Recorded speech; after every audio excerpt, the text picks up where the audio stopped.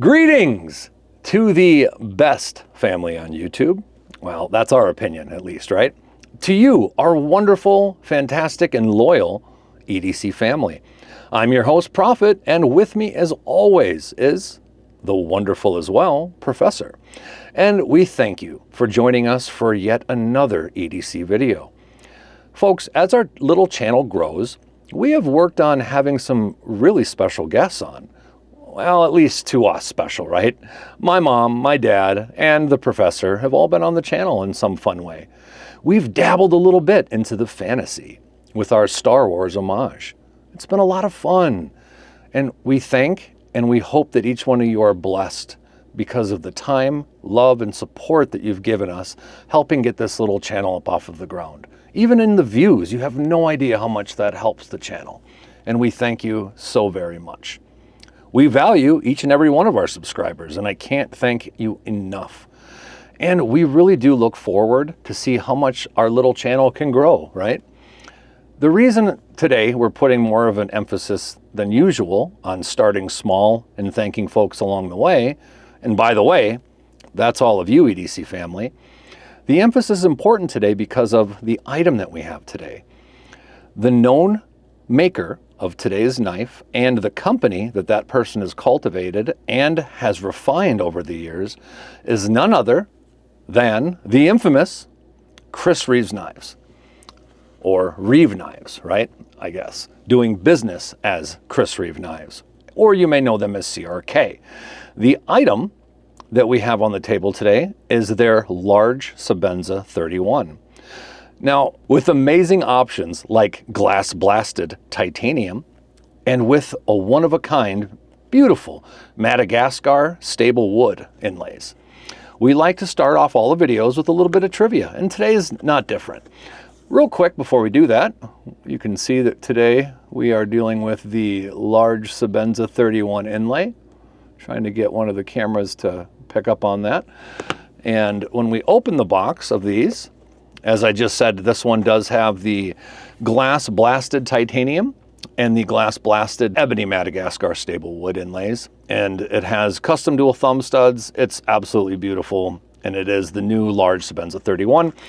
Now, the reason that this is also special for us is because this is the first knife that one of our subscribers has recommended that we have on the channel. So thank you, Dane. I know it's not the small one like you wanted.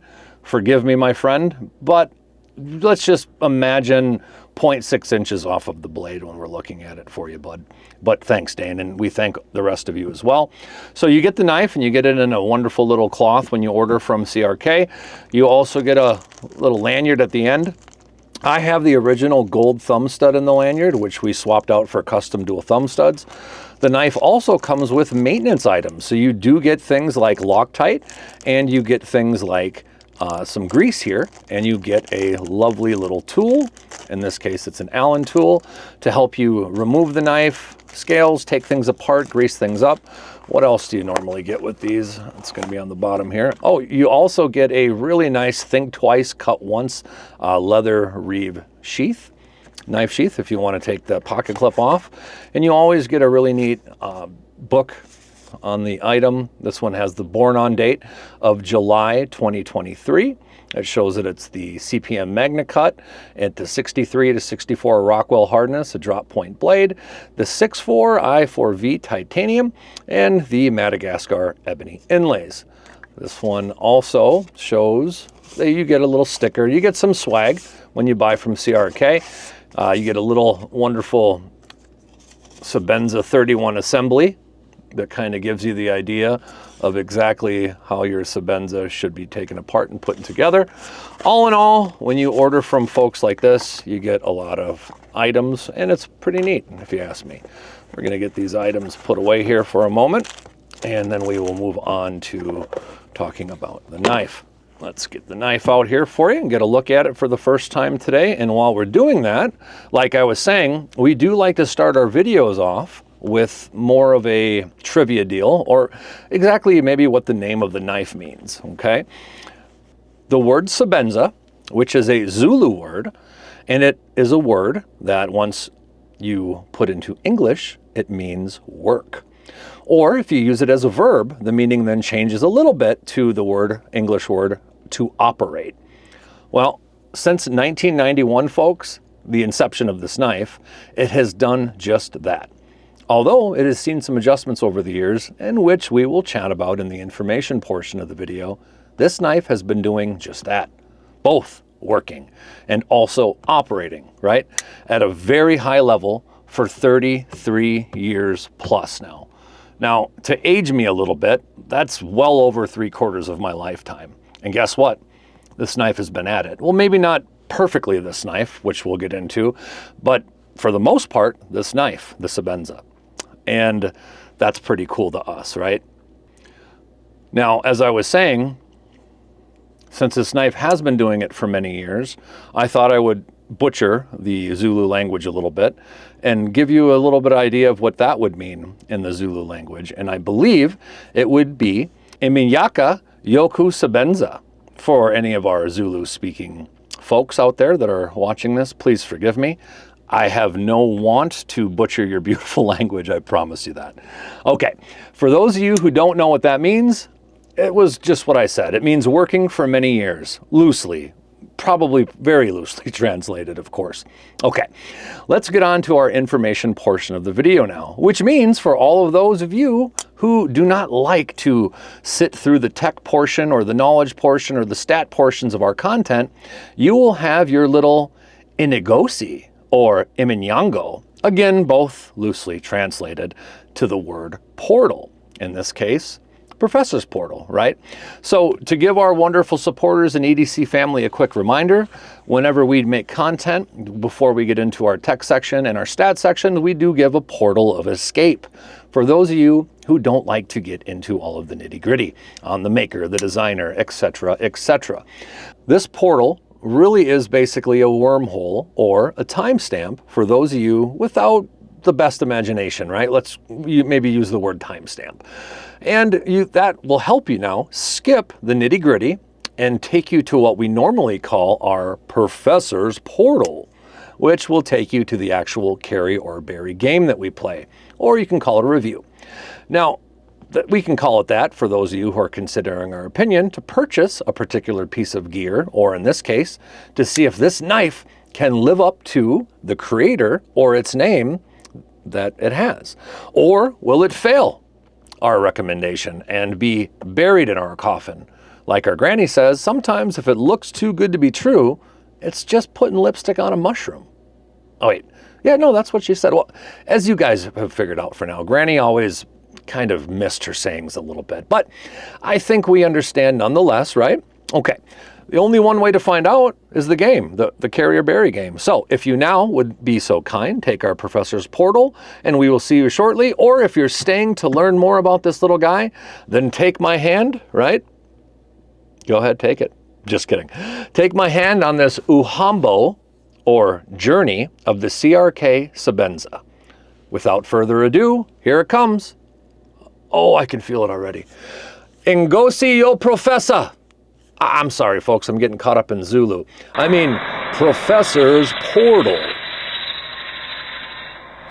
Wow, the energy that thing gives out, you don't even want to know what our electricity bill is here on the compound. And it's mostly because of that darn portal. It really is, which is always something that is very funny. So, okay. So now in the intro, we learned together what the name Sebenza means. But for all those of you who stuck around for some knowledge, and because you all know by now, knowledge is king, as we continue into our first segment after our intro, we will be giving you a little help as always. Professor will have his little icons marking where you are in our content, okay? Or at least until the carry or bury game begins.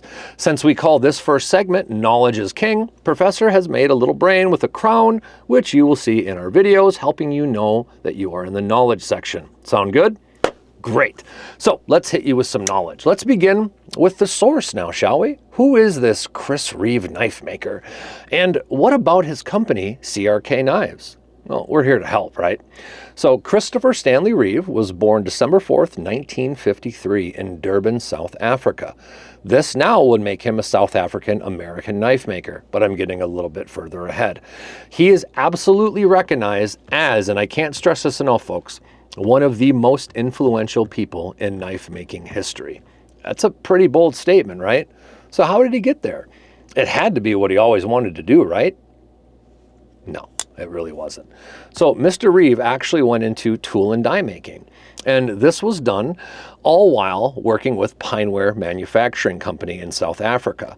So this was finished up, so at least his apprenticeship was finished up in 1978. And I got to tell you again, it was a 4-year tool and die making apprenticeship, right? But surely this is all by design, right? No.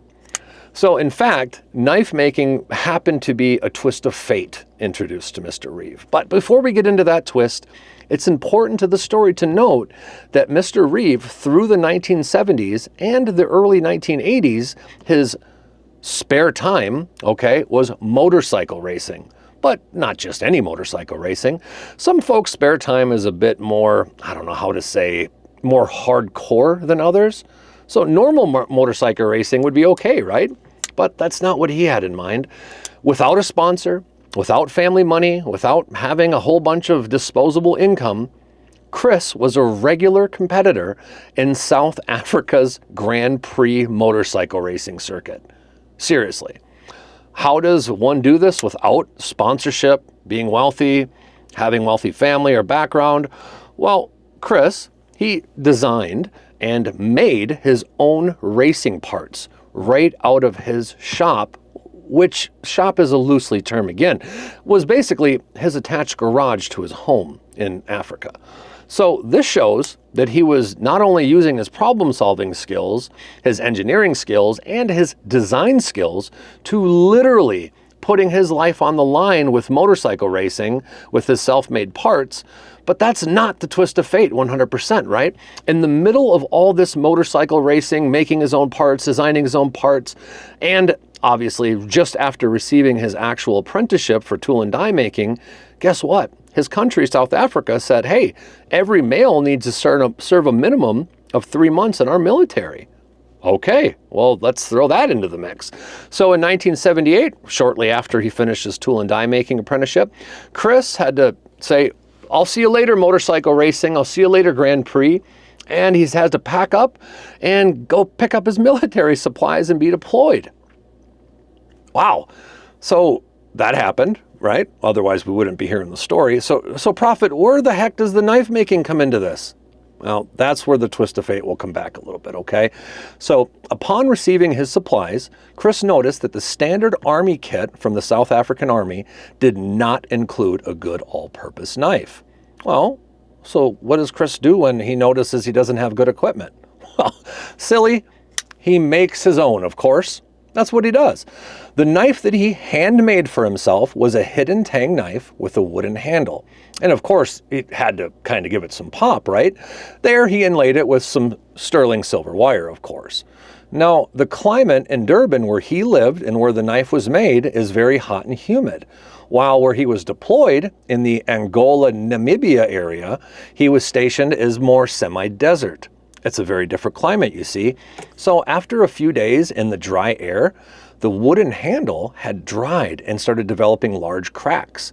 This kind of set Chris into thinking about what a knife could be that would be used across all climates without such damage that would be more helpful to military members, right? The idea of an all-steel knife with both handle and blade made from one single solid bar started to germinate with him, which resulted into his one-piece knife concept, which he first produced as a custom knife in 1982. The one-piece concept hit production as the 7-inch bladed Mark IV. He made 40 pieces of those, which became available for sale early in 1983, which brings us back to this twist of fate. Fate had begun to hone and sharpen arguably one of the world's best from here on out. Thankfully, it continued. In 1987, Chris married Ann Cameron in Johannesburg, South Africa. In order to pursue improved business opportunities, Chris and Ann moved to the United States and immigrated in 1989. They settled in Boise, Idaho. And in 2003, Chris and Ann were granted U.S. citizenship. Thank you. Love it. I absolutely love it. We're so happy to have them as South African Americans, and we are very lucky to have them, I might say. So then Chris Reeve's knife was obviously born, and that very familiar Boise, Idaho stamp is now forever etched, right? Oops, let's do this safely, Prophet. Is now etched in all of his knives. Oh. Now, folks, our channel absolutely loves stories like this one. Now, we can go into all of the awards that Chris has won, and believe me, there has been plenty. You can easily find all of this information online, Wikipedia, it's everywhere. Let's just say he and his company are extremely decorated. We'll just say that. But for your sake and for Professor's sake, and because this isn't a documentary, it's a YouTube video and a review on top of that, right? So what is relevant here is to give you the brief history of the Sebenza product line, because that's why we're here, right? But to do that, let me quickly give you just a small sample of the historical contributions that Chris and CRK has made, not just into their knives, but to the evolution of knives, of all knives as we know it.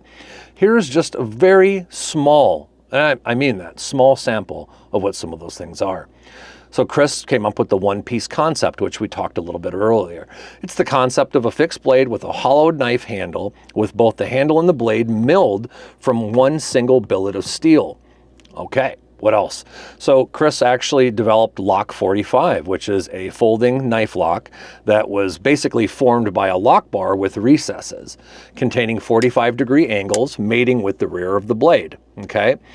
The lock bar blade interface serves as both the blade stop and the lock mechanism. So he's also done the helix lock, which is, I believe it's a modified locking style of the Open L folding knife.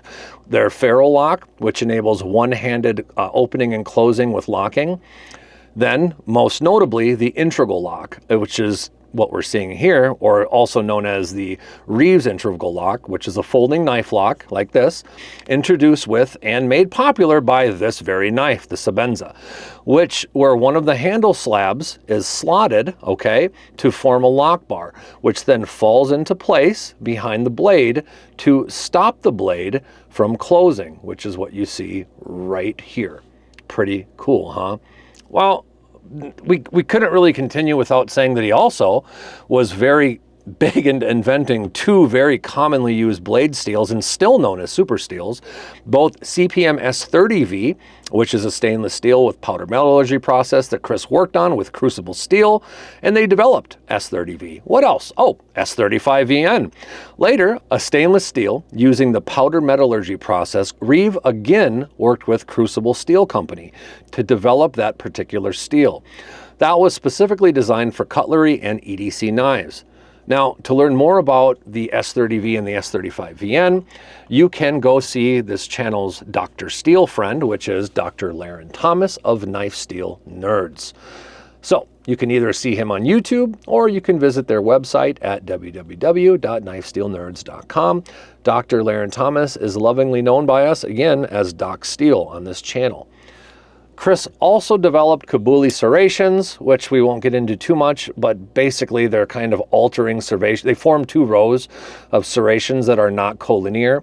As a result, those type of serrations have basically moved the material to be cut from side to side as each cut is being made. Super cool. In this knife and in some of their other knives, you'll see perforated thrust washers, which initially were brought to the market by the Numizan, which is another one of their production knives. So that was done back in 2008. And also, what's really neat is Chris's design of those perforated washers. They reduce pivot friction, which serve to retain both lubricant, and basically they will give the knife a little bit more loving hydraulic feel when you're opening and closing it. Pretty darn cool. Now, of course, now they are in the Sebenza as well. So what else? The newest one is the ceramic ball integrated into their Reeve integral lock bar. That's kind of a mouthful, and to get kind of close on this, I'm going to grab a little help here. So typically what you'll see on the Reeve integral lock system here is you will see a knife that has a little tiny ceramic ball located right in here so that the tang of the blade can detent itself and be smooth. Well, on the Sebenza, the new Sebenza here, that tiny little ceramic ball is now what's making contact with the tang of the knife. So instead of it being titanium onto steel, you're actually ceramic onto steel. So that will give a little bit of wear, but once that wear goes in all the way, it's going to act as like a third detent, which is utterly amazing that you're going to get a basically detented lockup. That's unbelievable.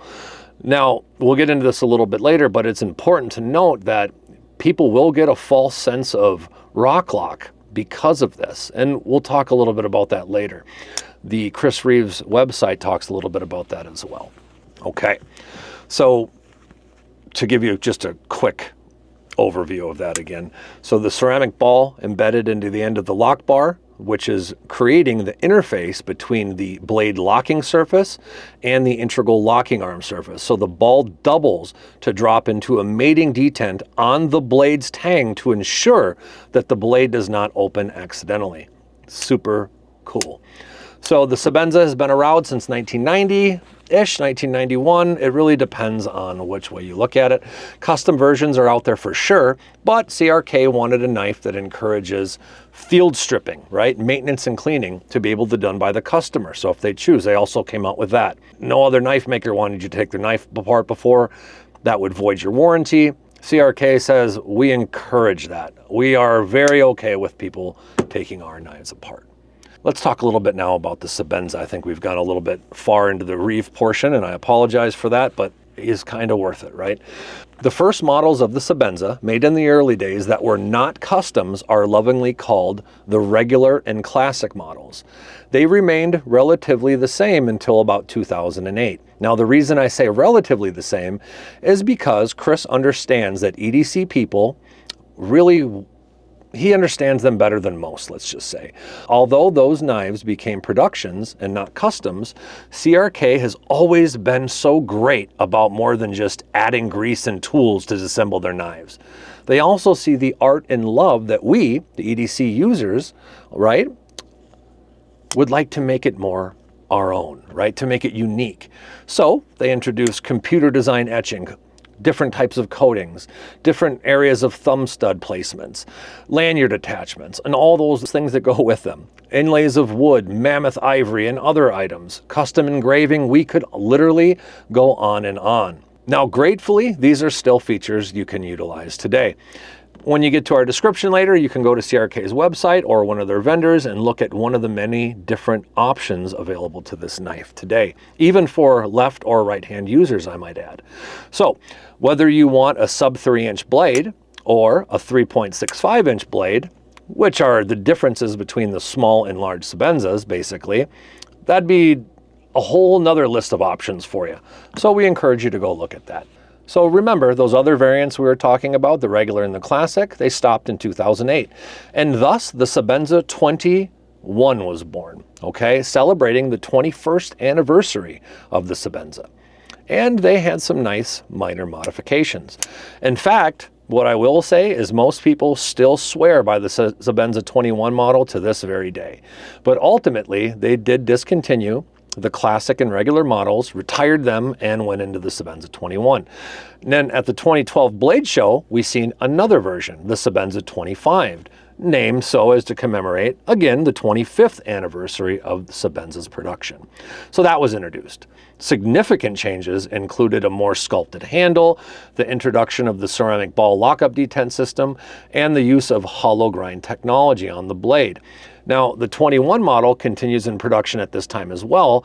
The Sebenza 25 was then discontinued in mid-2016 and then was replaced by the Nkosi, or Nkosi. Forgive me again, I'm not sure exactly how that's said.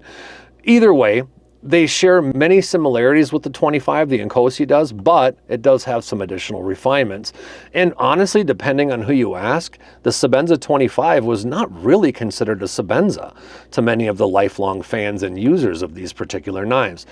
I don't have one here, so we won't go too far into that today, but let's just state that the Sebenza 21 remained the king. Then in 2019, Chris Reeve's Knives released this very knife, the Sebenza 31, thus replacing the 21 and obviously the 25, right? So most notably, the minor improvements were you got the ceramic lock bar interface again. You got a new inlay design. Instead of two smaller inlays, you get a larger inlay on the show side. Additionally, the hole in the handle has been removed. That's kind of a big one if you ask me, but some people don't see that as quite of a big deal. The pocket clip is now slightly offset so that it no longer rests on the lock bar itself. Now, with the blade stock coming back down, in fact, it's come down even a little bit thinner than the 21, just by a tad bit. But honestly, depending on your idea, the reason is now not only is the Sebenza finally back, right, but it's now back with a new MagnaCut option, which is why you're seeing them have a new explosion today. So MagnaCut, which by the way was a steel that was invented by Dr. Laren Thomas, who we lovingly again refer to as Doc Steel. We spoke about that earlier. This is really now, in my opinion, in this channel's opinion, back to what a Sebenza should be in this day and age. Of course, there's going to be a lot of people who disagree with us. I prefer the little bit better ergonomic handle. I love the movement of the pocket clip. We'll talk about some of that stuff later. Let's just say, in our opinion, the Sebenza's back. We're happy with that.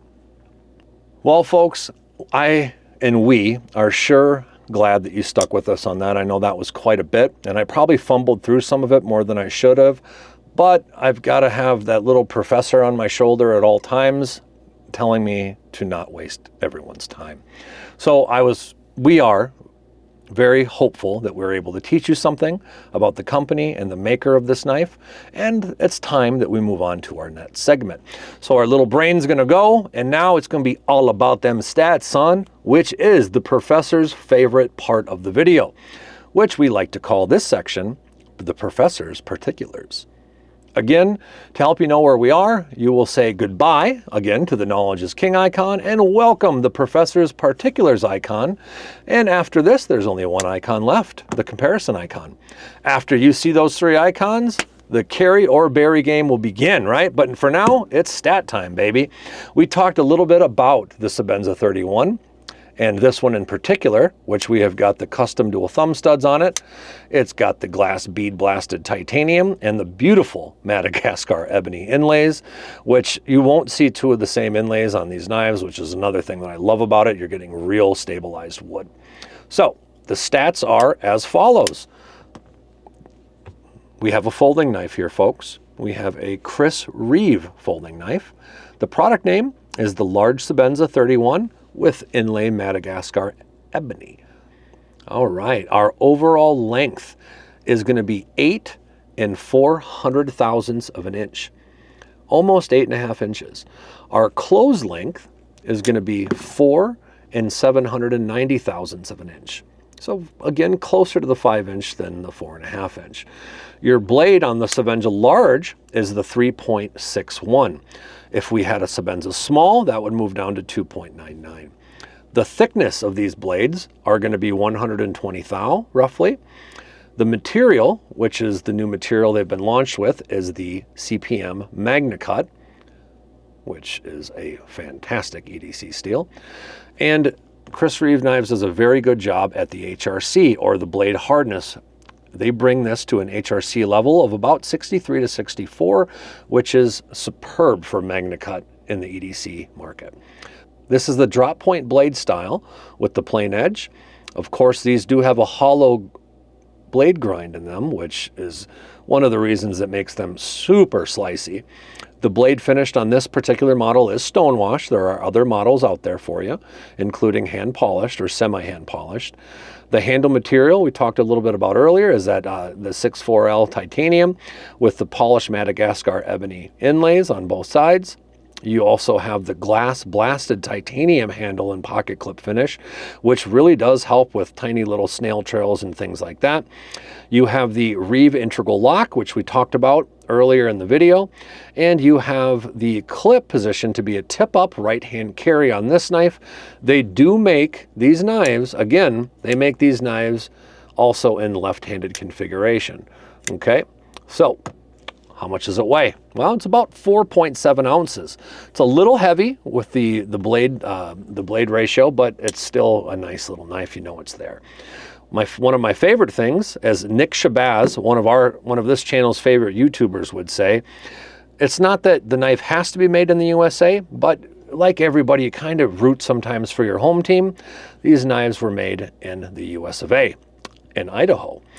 The date of birth on this particular knife, I believe, was late July 2023, right near the beginning of August, but late July. And yeah, so those are them stats on this knife. As I'm sure Professor has also put those up on the screen, we are going to be taking down our Professor's particulars on the knife, and we're going to be putting up our new icon, which is going to be our comparison icon. So, as that icon gets adjusted for you here, let's talk a little bit about our comparisons today. Okay, so first and foremost, I'm going to start with the knife that really started it for me, this little guy, which is the Ferrum Forge Archbishop, sub circa, I believe, 2018 or what have you. The reason I picked this knife because it's a titanium frame lock knife. It has some of the characteristics, obviously, with the inlays on the show side, things like that, a very similar pivot. This one does run on bearings, which you'll see is a much faster closing than you get with this is more hydraulic. So the CRK Sebenza is more of a hydraulic. We're going to look at those side to side here.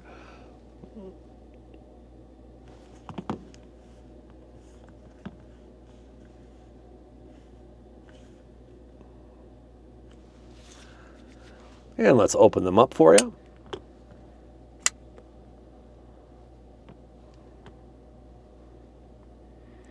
You've got quite a bit more reach on the CRK. You've got a little bit more thinned out. You do have more contours, however, on this one, on the Ferrum Forge knife. We'll get a look at the jimping is much different on the two knives on the blade tangs. Or, excuse me, on the blade spines. My goodness, Prophet. Let's put that little guy away. Let's take a look at a Spyderco. This is the Spyderco Sliss Bowie. This is a very similarly priced knife, and it is another very well-known brand. The Sliss Bowie is not a USA-made knife. This is the Taiwan Tai-Chin production knife. And as you can see, you've got more of a slope to the shape here, where the Reeves knife is more that straight shape. A lot of people will say that this is better because, you know, humans were made to hold sticks in the beginning, right? But I digress with that. Some sticks have curbs. I'm not going to get into that whole argument. As you can see, you do have a little bit longer, but if you were to curve this down, I don't know, geometry-wise, I'm not 100% sure what that would look like, so I don't know for sure. All right, let's see here. So let's get a look at the jimping on the spines on these little guys. You know, you'll notice that on the Spyderco, you have this large backspacer area here, which CRK knives really doesn't do. It's more standoffs and standoffs only. I do have a custom clip on this one, so forgive that. I know that's not going to be a representation of what they'll always look like. Let's get that little guy put away. We have to have the Spyderco PM3 open on this, and the reason is because a lot of people want to see the difference in the size between something that's more, if I put the Spyderco Paramilitary 2 up here, it'd be very close in size.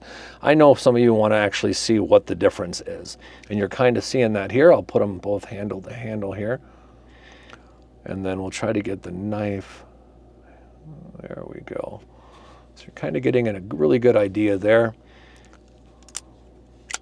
A lot different lock mechanism, obviously. You have the compression lock on the Spyderco. All right. And another really good slicey knife that I thought would be appropriate to put out, because mostly of the size, is going to be the TRM Atom. And I think that these knives really are very close. Now the Adam's a lot thinner, as you'll see when I get them this way.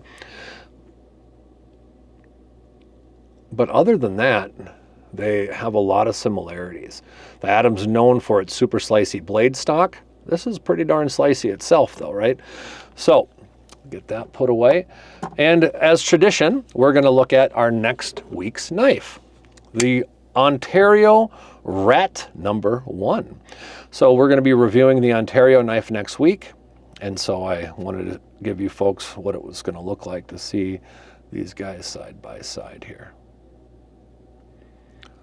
It's hard to get the Ontario because of how they've done the pocket clip on this, which I will change before the video. This is an Ontario that's been rarely used. When I was pretty sure they weren't going to make them anymore, I picked this one up and really haven't used this too much. And so we're kidding. The pocket clip has not been changed from its default configuration, which is hilarious. All right, look at those from the back area there.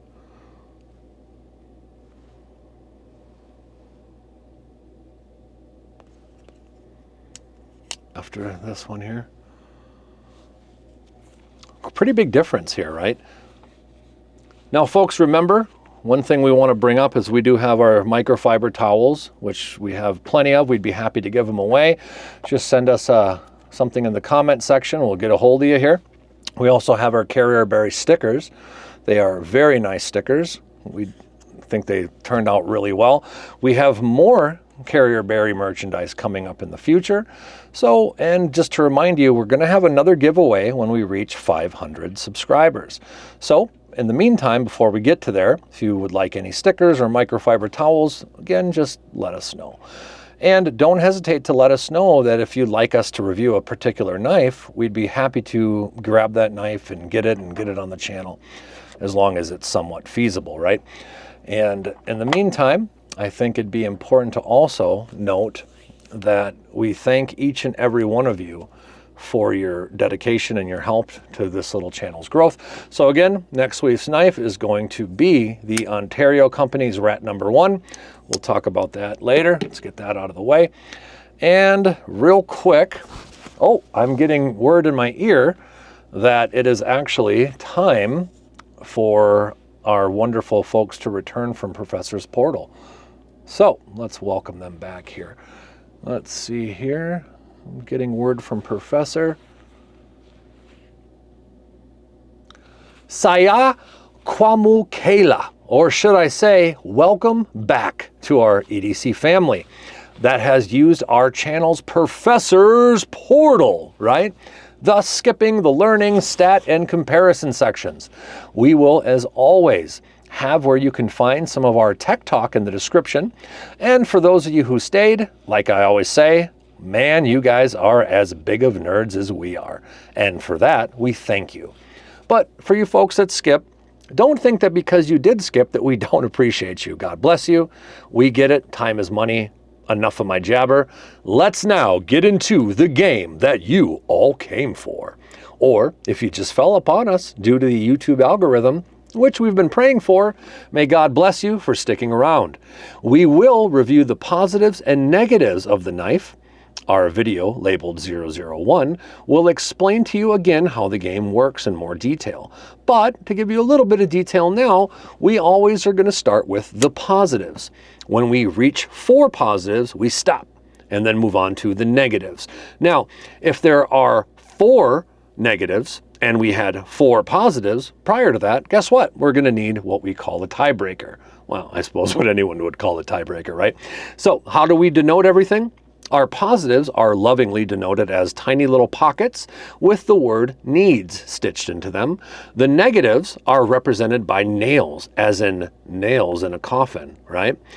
Because if a knife or item or gear or whatever we're reviewing doesn't become need strong and it hits 5 nails before 5 needs, we bury it in the backyard in one of these little toy coffins. Yep, I get it, Professor. I'm getting too far into this. Okay, folks, so what is that first noise you just heard? That, of course, is our pocket noise, which represents a need. What is the first need for the Sebenza 31? It is tolerances. We're going to remove the microfiber towel here. We are going to talk a little bit about tolerances. Now, normally we would use something really broad here, like build quality.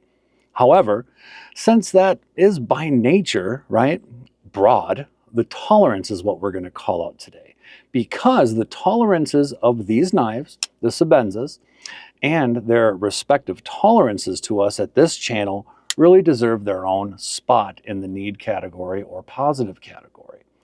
You see, when a knife is custom, and then it maybe will become popular enough to one day begin production. This can happen on small or large scales, but normally we see this and we start to have what we call final quality control issues. And we see this with a lot of pocket knives, we really do. The final quality control issues can be problematic, such as lock stick, such as rock lock, such as, you can go on and on, I won't bore you. However, when you see a knife like this that becomes super popular and their production is done here on US soil, and it is a really big production because you can pick everything on this knife from inlays to how the titanium is finished. It's a lot of stuff, right? So that could cause a lot of quality control issues that can sneak past the production line, right? And this can happen at multiple places. However, this is not an issue that we see very often with CRK knives. In fact, the amount of choices that you have to change this knife as a production knife, and then looking at the limited editions and all the custom stuff, it is always remarkable close to perfect tolerances. And that actually astounds us here at the channel. I mean, how neat is that, right? Not only that, it shows a very unique employee mindset that is instilled with everyone believing what they're doing and everyone doing what they can at this company for the ultimate end or the ultimate finish of the product to the consumer. So bravo to all of the people at CRK who care about what they do and what they send out to us in the public. That is another need. Look at that. I'm seeing it going here. What is number 2? This one's going to be a new one. We're going to call it finger on the pulse. So what is finger on the pulse, right? I can't give this one enough love as a positive or as a need, and this is why. CRK is so involved with what their public wants and takes into consideration what they say positively and constructive negatively. They want to really work hard on establishing a fine line between their ultimate vision and our vision, the EDC community's vision. I don't know of many companies that do this. So it's no wonder, while there's so many options on production knives, right?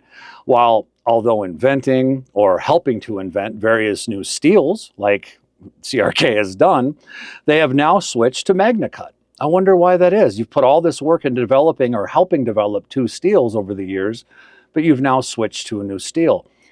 That's because they know what the public wants. They know that there's been a new ascension in steel quality.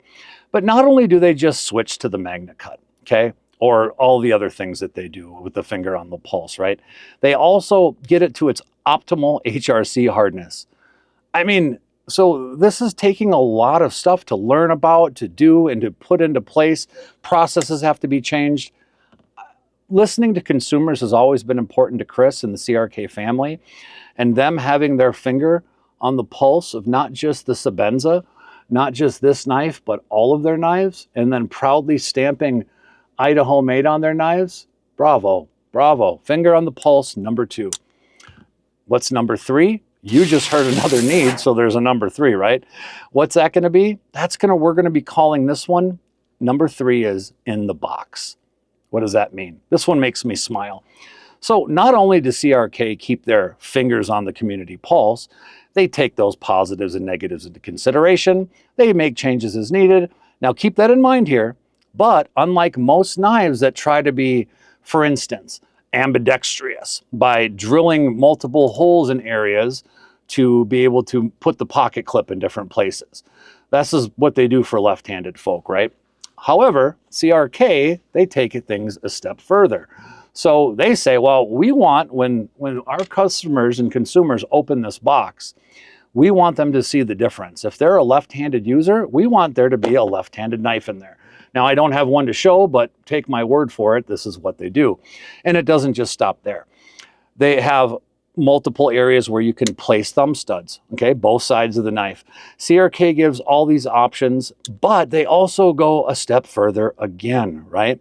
So furthermore, in the box, you get the tools to maintain and clean your knife. You get Loctite, you get grease, you get all kinds of wonderful things and the tool to be able to take this apart, clean it, maintain it, and have the best knife that you can. Now, you also can send it into them. That's something that you're able to do as well. You also get an optional lanyard. You like lanyards? Well, in the box, you'll get one. And instead of making it super annoying, they make it super easy, and you can actually attach the lanyard right there. And it doesn't change any aesthetics of the knife, okay?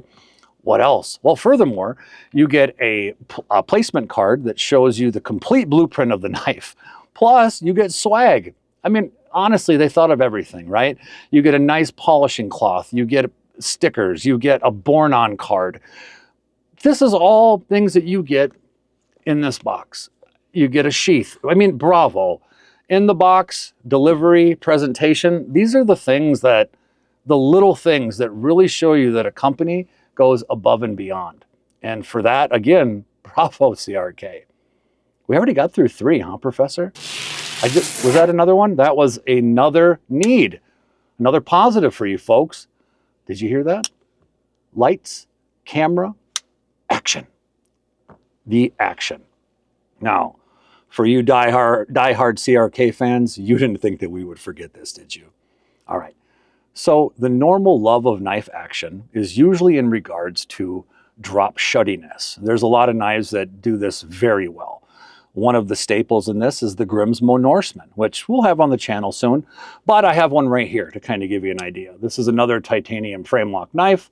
Okay, this is the Ferrum Forge, and this is the Ferrum Forge Archbishop. This knife is running on bearings, and what I mean by drop shutting is once we unlock the knife here and just give it a little drop, the knife will close without any momentum of my own. I don't even have to flick my wrist.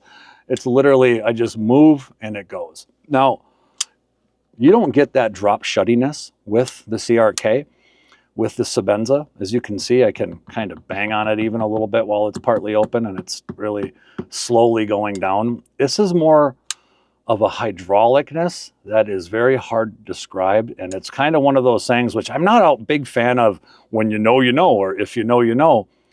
But in this case, that's something that we can talk about, right? So this is the opposite end of the spectrum of being drop shut, like the Grimsmo Norseman, like this amazing little guy right here.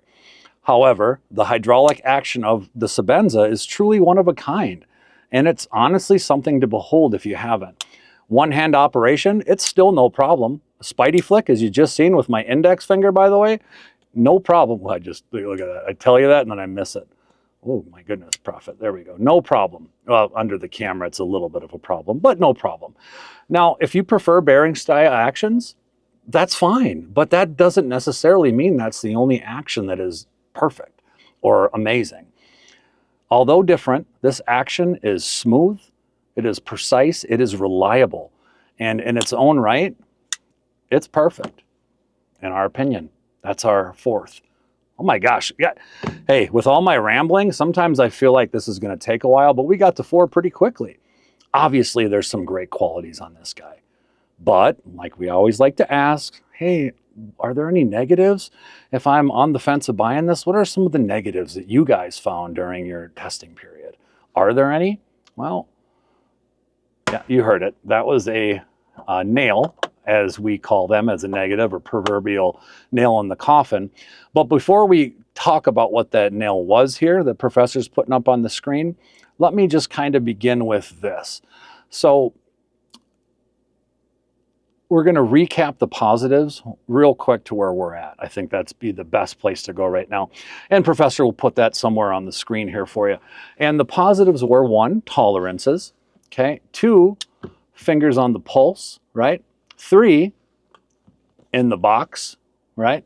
4, the action of this guy. Those were our 4 positives so far. So that gets us to 4. And as you know, once we get to 4, we stop. And if there are any negatives, we'll dive into them, which we call nails. So again, we heard the nail sound. What is the first nail of the Chris Reeve Sebenza 31? Large, by the way. We are going to go with weight ratio.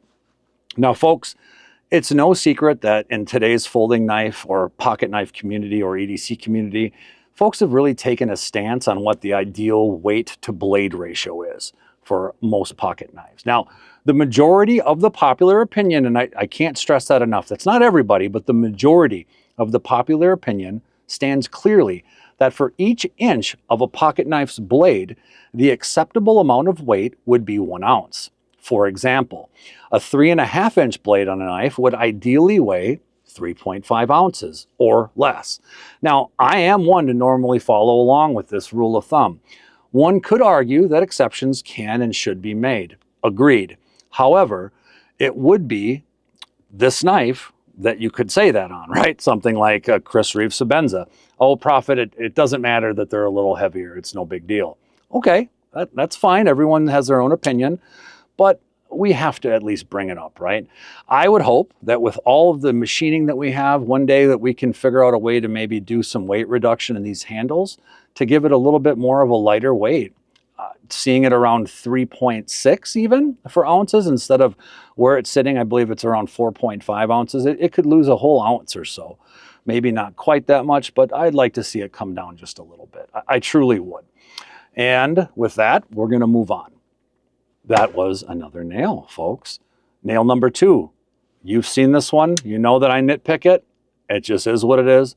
Balance. The balance on this CRK Sebenza Large 31, as you can see, is pretty far down, even under the choil, actually. Now, I don't like seeing it there. I like seeing my balance more towards the pivot. However, you're not getting that with this knife, okay? One thing that I'd like to point out, because obviously, just like the previous weight to blade ratio for the weight of the knife is something that's opinionated, to say the least, this is as well. However, if you were to take the nail that we just did, the first nail above, which is the reducing the weight in the handle, as Granny would say, right? If you were to do that, I think Granny would say it best. She would say something along the lines of, well, even if you get 2 bingos on 1 bingo card, you still only have to say bingo 1 time. Again, EDC family, Granny wasn't always on point with her sayings, but as always, I'm sure you all love to hear her logic. I'm also sure we all understand what she's getting at. By simply reducing some of the weight in the handle of this knife, by going inside and trimming it up a little bit, it wouldn't even be an aesthetical issue, right? You would significantly reduce the weight of the handle, or you can proportion the weight of the handle into other places, right? So it's not so back heavy here. That's my opinion. That could kill 2 birds with 1 stone. I'm sure many of you will see the not so logical logic in that, but you know, that's again my opinion. 1, 2, yeah, that's 3. That's the 3rd nail. What is the 3rd nail, Prophet? Oh, you guys are gonna love this one. Knife pirates. Knife pirates. As you know, this channel has given a moniker to the folks that buy up exclusives, one-offs, secondhand knives, all kinds of stuff that some people don't know, right? These folks then take to the secondary market and drive those prices right up. It's just what they do. Now, I'm sure there are a lot of people out there that say, hey, what's the problem? It's capitalism in its finest. Okay, it's an opinion, right? This is my opinion. One of the negatives about CRK knives is you see knife pirates constantly with CRK knives, and you see a lot of fakes coming out of that because of that. A lot of Chinese copyright issues. This is all things that anger us here on the channel, which is why we say no to knife pirates. Now, although it's a nail here and it's not really something that CRK really can control, I understand that. But we have to bring it up because it's an issue. And these are all things that can be fixed down the road. You can go to Blade forums. You can go to Reddit. There's a weekly sale over at the Apostle P's YouTube channel. All of these have links in our description.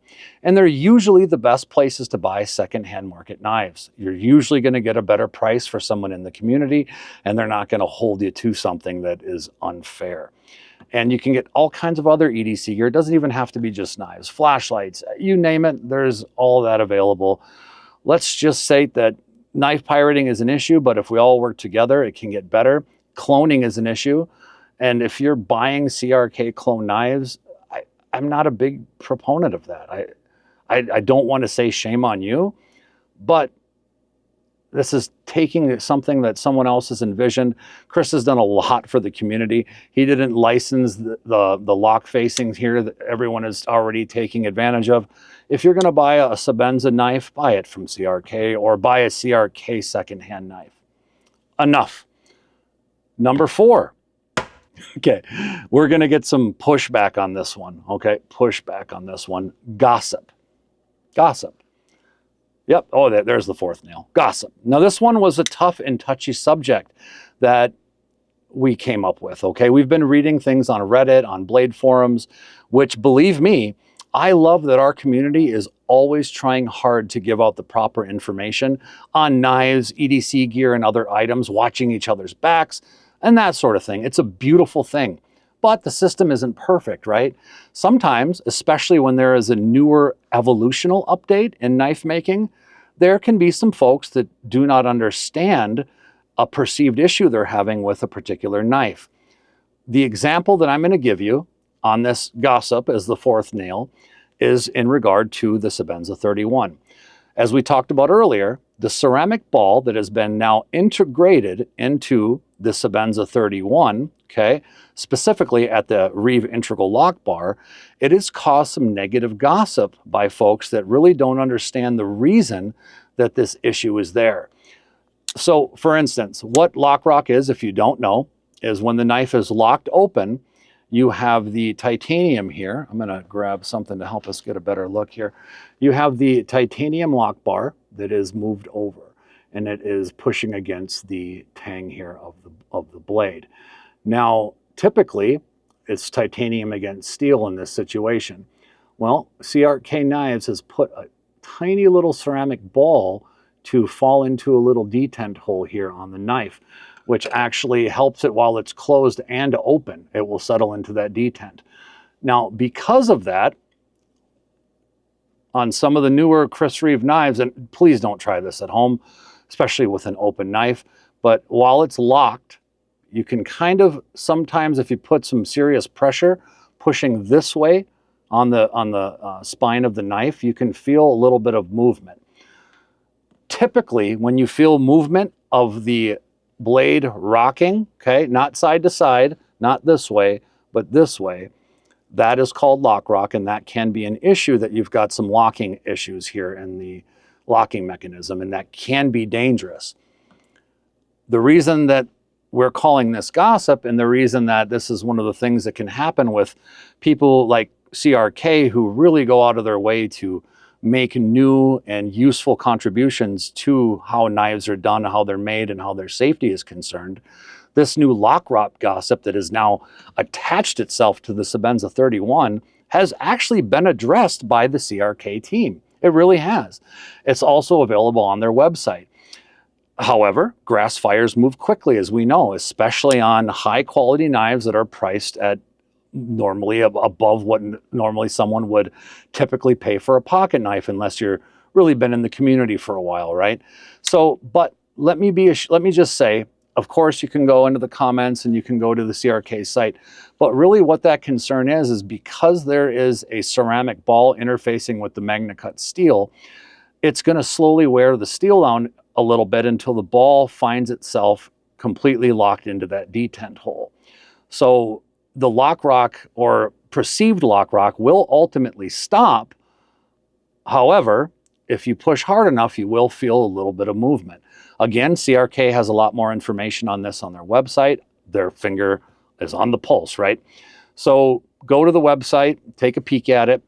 Don't take my word for it. But before you think that your knife has a really terrible issue and you just want to dump it or get rid of it, before you go on social media and tell people, hey, these really expensive knives are actually not made well, there's quality control issues, I would just ask you to take a step back, think about that a little bit, and do a little bit of research. Okay, Wow, we got to 4 again super quickly on the nails. My goodness. So quickly, just so you know, we obviously always tell you this, we do our best to find honest things for our reviews. I don't just carry these knives and use these knives as I'm reviewing them before we do our carryorbury game. We are also testing them on various things to cut. I usually sharpen them myself to make sure that I can sharpen them well. I really go through quite a bit of research and movement on the internet when it comes to Reddit, what people are saying about it. I go to other reviewers that I trust and I kind of watch what they've said about the knives in some cases. For instance, Metal Complex, Nick Shabazz, Jim Skelton, Apostle P. There's a lot of folks that I do trust in this. And of course, there's many more amazing EDC YouTubers. If I'm not mentioning you, forgive me. Those are, obviously just 4 off the top of my head that I trust really well. And again, we do our best to be honest. These are my opinions. Sometimes I bring other people into my opinions when I struggle, but don't always take my word for everything, right? That's basically what I'm trying to say. But I digress. We have another tie, which I know you're starting to probably think all this channel does is ties, but that's not necessarily the case. We really do try to find as many things as we can. Now, so what is the tiebreaker, right? I guess before we talk about if this knife is going to be carried proudly, pop it in my pocket and let's go, or if we're going to be burying this knife out in the yard and you'll be seeing the 21 flipper salute, let's go over one more time the positives and negatives. Number 1 on positives or needs were the tolerances of the knife, okay? Number 2, finger on the pulse. Number 3, in the box. Number 4, the awesome hydraulic action of the Sebenza 31. Okay, what were the nails one more time? Again, remember, our opinions. All you Sebenza fan folks out there, calm down. The weight ratio to the blade length was number 1. The balance of the opened knife was number 2. Number 3, the want of knife pirates and cloners to get a hold of these things and go crazy. And number 4, gossip on websites regarding issues at the factory or quality control with the Sebenza. With that aside, everyone is, as usual, waiting for me to fumble through it till we hear the revelation or professor stops me by making a need or a nail sign or sound somewhere, right? But keeping all that in mind, a large Sebenza 31 can cost between $4.95 and up, depending on what kind of options you like or where you buy it or if it's newer on a secondary market. Now, he cut me off again. There you heard it. It's a need. That is a need. That means we are recommending that if you have the extra money for a Sebenza 31, large or small, you should get one. That is our honest and humble opinion. What was the tiebreaker, do you ask? Well, it's kind of just like it always is around here. It's not always super simple. Again, like in our review of the TRM Atom or other USA-made knives, we could always just simply say, well, it's USA-made. Like the wonderful Nick Shabazz says, it's not that the knife has to be made here, but we like to vote. We like to root for our own home team from time to time, as he would so eloquently say. But what we ultimately chose to be number 5 for the needs was Sebenza. Sebenza. Sebenza? Sebenza. That is the actual reason. Remember, the name in Zulu language means work. This knife works, man. It is a knife that lives up to its name. Again, we could have went through any kind of positives here. Made in America, check. The many awards, check. The heart of the company and their team, check. The man, the myth, the legend, Chris Reeve, check. I mean, honestly, I digress, but we could go on and on, could we not? To be really honest, if you know us at all by now, you would note that to even come up with 4 nails on this knife was really difficult for us. It really was. And again, I know that's our opinion, but I had trouble finding stuff. I mean, I had to throw gossip in there, guys. Seriously. There's things that the company and the knife really can't control. I'm throwing it in there. Or they've even done good things to prevent. I'm throwing it in there. I did what I could to make it fair. This is a fantastic knife. I'm happy that the Sebenza feels more like a Sebenza again. I wasn't a huge fan of the 25. But the Sebenza is work. It's a workhorse, as its name suggests. So wait, finally a knife that is named appropriately, right? For decades, this little worker of a knife has been in pockets for workers, self-defense, people who have trusted it with their life, basic users. It's been passed on through the military families. It's been passed on through whatever, to be honest. It's wherever you hail in the world, the Sebenza will work. No matter what your climate is, the Sebenza, it'll work. What the issues Chris had with military knives back in the day, we don't have to be in the military now to enjoy a knife that will work anywhere in the world. I mean, that's pretty cool to me. The Sebenza, it works. It's a workhorse. You have enough options to make it unique to you. I mean, how much better can you get with a knife, to be honest? I mean, I wish I could keep going on, but Professor will kill me. So I guess let's conclude here. Let's take another couple really nice looks at this guy, you know, some top downs maybe here, while I'm kind of going through things with you folks. Kind of just spin it around a little bit as I'm talking, try not to cut myself. Now, about not just this knife today, but all knives, please talk to a lawyer about knife laws, whether you can own or carry a specific knife, not a YouTuber. You can always look in our description to see how you can become active in your area's knife laws if you do not like them. Most importantly, to all of our subscribers and to our beloved EDC community and family, thank you all so much for your continued support. Our little channel continues to grow. Our channel shorts will start again, well, shortly. We've been revamping how they're done, getting some new stuff at the compound here to make it easier. We know that we can reach new heights together, and we thank you again. Most importantly, God bless each and every one of you for your time, for any type of love that you show us at this channel. You can find us on most social media by searching for @carryorbury, all one word. Just look for our logo. Can't really miss it. I've usually got it somewhere in here, right? All right. Well, until next time, EDC family, keep those blades sharp, keep those flashlights charged, and keep those Band-Aids close. Remember, you are the best tool for your daily EDC loadout. May God bless you. We'll see you next time. Thank you so much for your support.